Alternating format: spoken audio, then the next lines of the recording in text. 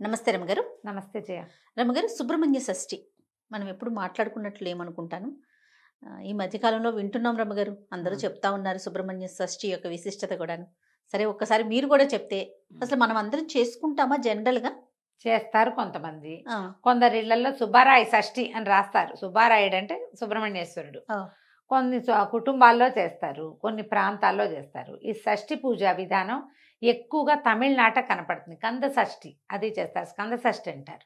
వాళ్ళకి ఎక్కువ మురుగన్ పూజా విధానం మనకంటే వాళ్ళకి ఎక్కువ కదా, చాలా ఎక్కువ. మనం ఎక్కువగా పోసే పాలు ఇవి. ఇక్కడ మనం చవితి నాడు పాలు పోసుకుంటాం.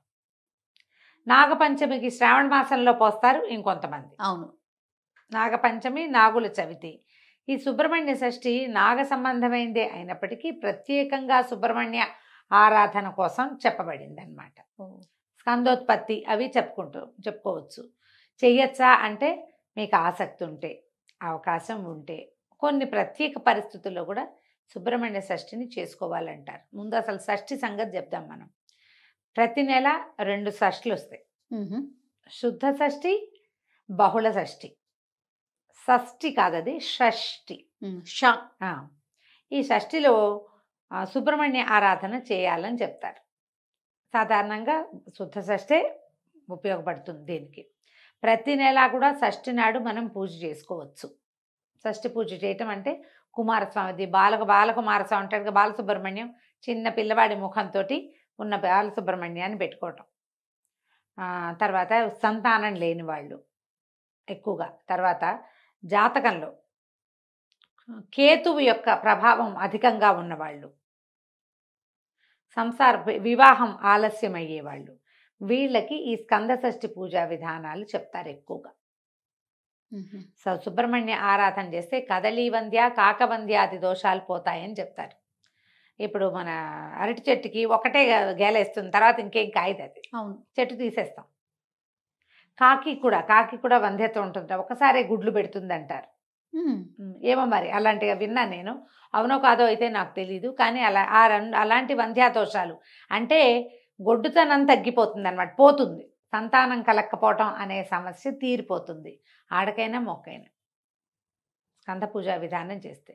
తమిళనాట విరివిగా చేస్తారు. ఆర్పడై వీడు అంటారు.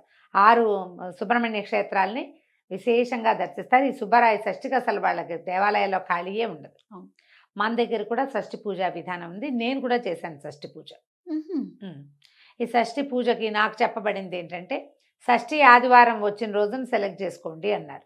షష్ఠి ఆదివారం సంవత్సరంలో కొన్నిసార్లు వస్తుంది. వాళ్ళ మొదలుపెట్టి తర్వాత ప్రతి ఆదివారము పూజ చేసుకోమన్నారు. 6 ఆదివారాలు పూజ చేసుకున్నాం మేము. అదేంటి, పాము పడగ తీసుకొచ్చుకొని ఆ పడగకి పూజ, సుబ్రహ్మణ్య ఆరాధనే. సుబ్రహ్మణ్య స్తోత్రాలు అవి దొరుకుతాయి కదా. తర్వాత కరావలంబ స్తోత్రం దొరుకుతుంది. కరెక్ట్గా మనం గోత్రనామాలతోటి ఇది చెప్పుకొని, సంతానం కావాలని చెప్పుకొని పూజ చేసుకోవటం. 6 వారాలు పూర్తయ్యాక చివరి వారం 6వ వారం నాడు, 5 వారాలు ఇంట్లో చేసుకోవటం, 6వ వారం ఆదివారం నాడు ఈ పడగను తీసుకెళ్ళి దేవాలయంలో ఇచ్చేసేయటం. ఆ రోజు అక్కడ పాలు పోసుకొని అక్కడ పూజ చేసుకోవటం. నేను చేశాను జయ. ఇది నాకు బోధ ఉంది. మా మామయ్య ఒక ఆయన చెప్పారు ఇది చెయ్యమని. ఎలా అనిపించింది రమగారు? మరి ఎలా అనిపించింది అంటే, నాకు 2 అబ్బాయిలు ఉన్నారు. పెళ్ళైన కొత్తలో మొదట 3 సంవత్సరాలు 2 ఏళ్ల పాటు కొంచెం ప్రెగ్నెన్సీ ఇష్యూస్ ఉన్నాయి నాకు. అప్పుడు కొంచెం జాతకంలో నాగదోషం ఉందని మా మామయ్య, మేము సుందరబాబు మామయ్య అంటాం, కాలం చేశారు. కానీ చాలా మంచి మనిషి, కరెక్ట్గా చెప్పేవారు జాతకం. కొన్ని విషయాలు మాత్రం ఆయనే మా అమ్మకి చెప్పారు, నాగదోషం ఉంది, సంతానం కొంచెం కష్టం అవ్వచ్చు, అది కనపడుతోంది, మిస్క్యారేజెస్ లాగా కూడా ఉండేది. అందుకని దీన్ని ఇలా దానికి రామేశ్వరంలో కనుక నాగప్రతిష్ఠ చేస్తే ఇది పోతుంది అని. అంత పెద్దవి చేయలేరు, ఏదైనా చిన్నది చెప్పమంటే అప్పుడు ఆయన ఒక నాగపడగ తెచ్చుకోండి, 6 వారాలు పూజ చేయాలి దీనికి. 6వ వారం మోపిదేవిలో ఇచ్చేయమన్నారు. కృష్ణా జిల్లా మోపిదేవి ఉంది కదా, 6వ వారం మోపిదేవి వెళ్ళి పాము పడగని సర్పాన్ని అక్కడ ఇచ్చేసాం. ఆ రోజు అక్కడే పాలు పోసాం, పుట్ట ఉంటుంది లోపల, పాలు పోసాం, అక్కడ ఏదో అర్చన చేయించుకుని వచ్చాం. తర్వాత కన్సీవ్ అయ్యాను. సో రెండోసారి అబ్బాయికి పిల్లల మధ్యలో కూడా నాకు మిస్క్యారేజెస్ ఉన్నాయి. ఈ విషయం నిజానికి వెరీ పర్సనల్ మ్యాటర్. ఇది ఏ సందర్భంలో ఇది చేస్తారో చెప్పడం కోసమే ఇది నేను చెప్తున్నా. నేను కూడా చేశాను. నిజానికి ఇది ఎక్కువగా తమిళనాడులో చేసే పద్ధతి. జాతకంలో ఏదైనా ఇలాంటి నాగదోషాలు అలాంటివి ఉంటే తప్పకుండా సుబ్రహ్మణ్య ఆరాధన చేయాల్సిన విధి. స్కంద జననం అని ఒక ఘట్టం ఉంది రామాయణంలో. స్కందుడు ఎట్లా జన్మించాడు, సుబ్రహ్మణ్యుడు కుమారస్వామి ఎట్లా పుట్టాడు, ఆ కథ చాలా విశేషంగా ఉంటుంది. వాల్మీకి రామాయణంలో స్కంద జననం అయినా పారాయణ చేసుకోవచ్చు, దానికి తెలుగు అర్థం దొరుకుతుంది, అదైనా చదువుకోవచ్చు. ఇలా పడగ తీసుకొచ్చి పూజ చేసుకోవచ్చు. వెండి పడగ తెచ్చుకోవటం, పాలు పోసి అటుపై పూజ చేసుకోవటం. వారం రోజులు రోజువారీ మామూలుగా చిన్న పూజ దీపం పెట్టుకుంటాం సరిపోతుంది. ఈ ఆదివారం నాడు తెల్లటి పువ్వులతోటి అర్చించమని మాత్రం చెప్పారు ప్రత్యేకంగా. మిగిలినదంతా మేము మామూలుగానే చేసుకునేవాళ్ళం. అంతే అంతే మామూలు పూజ. ఈ తెల్లని పువ్వులతోటి అర్చన చేయమని చెప్తారు. 6వ రోజు ఇప్పుడు మన సమీపంలో ఎక్కడైనా స్కంద దేవాలయాలు ఉన్నాయి, సుబ్రహ్మణ్య దేవాలయాలు, సుబ్రహ్మణ్య స్వామి వెలిసిన దేవాలయాలు ఉంటే అక్కడ ఎక్కడైనా కూడా మనం ఈ 6 వారం చేసుకోవచ్చు, పూజ చేసుకోవచ్చు. షష్ఠి ఆదివారం వచ్చింది, చాలా విశేషమైంది మొదలు పెట్టుకోవటానికి. ఇప్పుడు మనం ఇప్పుడు చూస్తున్నటువంటి సుబ్బారాయ షష్ఠి ఎప్పుడు వచ్చింది, మార్గశిర శుద్ధ షష్ఠి, సుబ్రహ్మణ్య షష్ఠి మనం ప్రతి నెల వస్తుంది. ప్రతి నెల షష్ఠిని మనం ఎలా చవితిని సంకటహర చతుర్థిగా చేస్తున్నాం, అట్లా ఇలా సంతానం లేని వాళ్ళు, పిల్లలు అవకరాలతో జన్మించే అవకాశం ఉన్నవాళ్ళు, తరచూ మిస్క్యారేజెస్ అయ్యేవాళ్ళు, ఏదైనా IVF లాంటివి ట్రై చేసి సక్సెస్ రేట్ తక్కువగా ఉందని భయపడుతూ ఉంటాం కదా, అలాంటి వాళ్ళు సుబ్రహ్మణ్య ఆరాధన చేస్తే గర్భం నిలుస్తుంది. ఎందుకంటే స్కందుడు విచిత్రమైన జన్మ కలిగిన వాడు, అసలు అది ఎక్కడా కనపడదు ఆయన లాంటి విచిత్ర జన్మ. ఆయన పార్వతీ పరమేశ్వరులు ఇద్దరు వాళ్ళిద్దరు వివాహం ఎందుకు చేశారు, తారకాసుర సంహారానికి శివ తేజస్సు నుంచి జన్మించిన వాడే తారకాసురుణ్ణి చంపగలడు. శివుడు అప్పటికి సతీదేవి వియోగం తర్వాత ఆయన తపశ్చర్యలో పూనుకున్నాడు. సతీదేవి హిమాలయ హిమోత్పర్వతానికి కుమార్తెగా జన్మించి ఉంది. ఆయన విరాగిగా ఉన్నాడు, ఆయన వివాహం చేసుకోడు. శివ తేజస్సు ఎలా కుదురుతుంది వీళ్ళకి, ఆయన ఎవరితోటి కలవకపోతే. అందుకని ఈ సతీదేవి పార్వతీదేవిగా జన్మిస్తే పార్వతీదేవితో శివుడికి వివాహం అయ్యేలాగా దేవతలు సంకల్పించి మన్మధుడిని ప్రేరేపించి పంపించారు. ఈ మన్మధుడిని అయితే కోపం వచ్చి శివుడు మన్మధుడిని దగ్ధం చేశాడు, కానీ కాలక్రమాన పార్వతీదేవిని వివాహం చేసుకున్నాడు. కొన్ని వందల సంవత్సరాలు వాళ్ళిద్దరూ కలిసి సంయోగంలో ఉన్నారు. కానీ శివతేజస్సుని ఇలా శక్తి శరీరంలో నిక్షిప్తం చేస్తే ఆ మహాతేజాన్ని ప్రపంచం తట్టుకోలేదని రేతస్సుని భూమి మీద పతనం చేసేలాగా చేశారు దేవతలు. భూదేవి తట్టుకోలేకపోయింది దాన్ని. అగ్నిదేవుడు భరించాడు శివతేజస్సుని.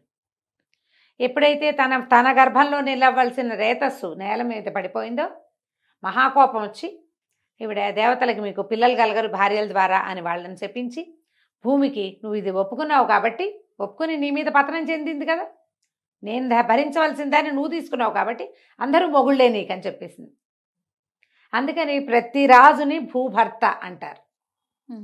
భూపతి అంటే ప్రతి రాజు భూమికి భర్తే, అందరూ భర్తలే. ల్యాండ్ లార్డ్ అంట. ఆ ల్యాండ్ ఎవరిదైతే వాడే ల్యాండ్ లార్డ్. సంతానం దేవతలకు సంతానం కలగదు. ఈ శివరేతస్సును ఏం చెయ్యాలో తెలియలా. అప్పుడు బ్రహ్మదేవుడు దీని ప్రకారం ఈ శివరేతస్సు అగ్నిలో ఉన్నదాన్ని గంగానదిని ఒప్పించి ఆమె యందు విడిచిపెట్టారు. ఎక్కడి నుంచి వచ్చింది శివరేతస్సు, ఆయన నుంచి పతనమయ్యి ముందు భూమి మీద, తర్వాత అగ్నిలోంచి గంగానదిలోకి. ఆ గంగ కూడా భరించలేకపోయింది. ఆ శివరేతస్సులోంచి రకరకాల ఇవి కూడా పుట్టినాయి. బంగారము, తర్వాత తామ్రము, రాగి, వెండి అందులోంచే పుట్టాయి. శివరేతస్సు నుంచే పుట్టినాయిట లోహాలు. అది అగ్నిలో పడేసరికల్లా అట్లా అది నీళ్ళలో పడేసరికి సెపరేట్ అయిపోయినాయి. అందులో ఉన్న ఇది ఒక్కొక్క రూపం చెంది అన్నీ సెపరేట్ అయిపోయింది. అయితే ఈవిడ నేను భరించలేకపోతున్నాను ఈ వేడి, నేను ఆవిడ కేకలు పెడితే గంగానది అప్పుడు ఏం చేశారంటే హిమోత్పర్వత పాదంలో విడిచిపెట్టమన్నారు. హిమోత్పర్వత పాదంలో అక్కడికి వెళ్ళేసరికల్లా అక్కడ మొత్తం అదంతా రేతస్సు తాలూకు దీనివల్ల పెద్ద రెల్లు పొదలాగా బంగారుమయం అయిపోయిందట. అక్కడ ఈ రేతస్సును వదిలిపెడితే అక్కడ ఇది ఇన్ని రూపాలు చెంది అక్కడ శిశురూపం ధరించాడు స్కందుడు. ఎన్ని చోట్లకి మారాడో చూడు. ఇలాంటి పరిస్థితుల్లో ఉన్న జన్మించాడు ఆయన. అక్కడికి వెళ్ళి ఆయన శిశువు రూపం దాల్చిన తర్వాత అప్పుడు కృత్తికలని నియోగించారు దేవతలు పిల్లవాడికి పాలిచ్చి పెంచడం కోసం. కృత్తికల చేత పెంచబడ్డాడు కాబట్టి కార్తికేయుడు అయ్యాడు. ఆ కృత్తికలు 6. అందుకని 6 దగ్గర పాలు తాగడానికి 6 ముఖాలతోటి పాలు తాగేటట్టు. అందుకని షణ్ముఖుడు. ఎంత చిత్రమైన ఇది ఉందో చూడు కథ. ఇలా అంటే ఎలాంటి విపత్కర పరిస్థితుల్లో అయినా కూడా సంతానం కలిగే అవకాశాన్ని స్కందుడిస్తాడు. అందుకని ఈ స్కంద షష్ఠిని పూజ చేసుకోమని చెప్తారు. అవకాశం ఉన్నవాళ్ళు, అవసరం ఉన్నవాళ్ళు, తప్పకుండా అలవాటు ఉన్నవాళ్ళు ఎలాగూ చేసుకుంటారు కదా, ఎలాగూ చేసుకుంటారు.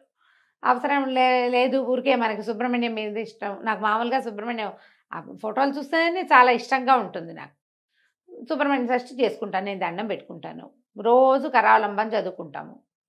ఇలా పిల్లలతోటి ప్రాబ్లమ్స్ ఉన్నవాళ్ళు ఇది చదువుకుంటే ఈ సమస్యలు అవి తీరుతాయి. దేవాలయ దర్శనం చేయటము.